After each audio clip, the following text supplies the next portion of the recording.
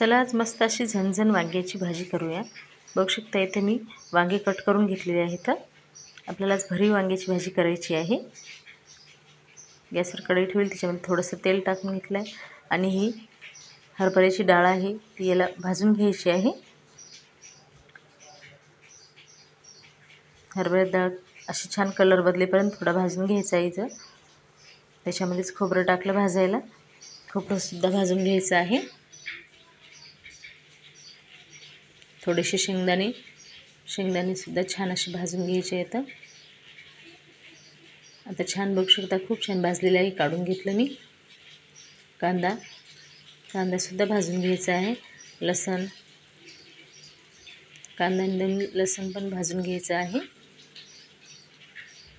थोडासा याचा कलर बदलला की काढून घ्यायचं आहे। आता हे पूर्ण मिक्सरला लावून घ्यायचं आहे। याच्यामध्ये थोडंसं अद्रक टाकते आणि हे मिक्सरला बारीक वाटून घ्यायचं आहे। खूप छान अशा प्रकारे केली ही वांग्याची भाजी खूप छान लागते।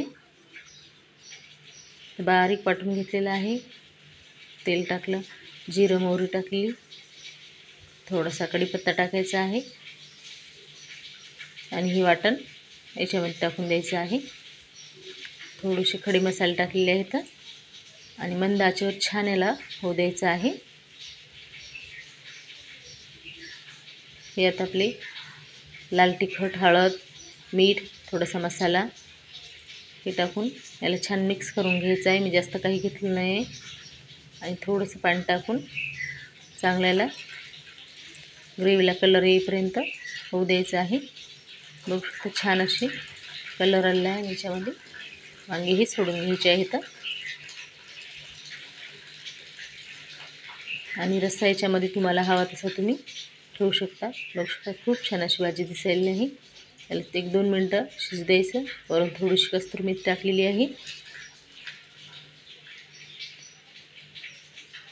खूप छान होते, भाकरीसोबत चपातीसोबत तुम्ही खाऊ शकता।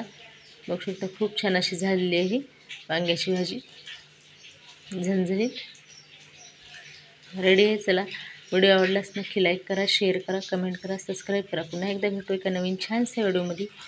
तोपर्यंत धन्यवाद।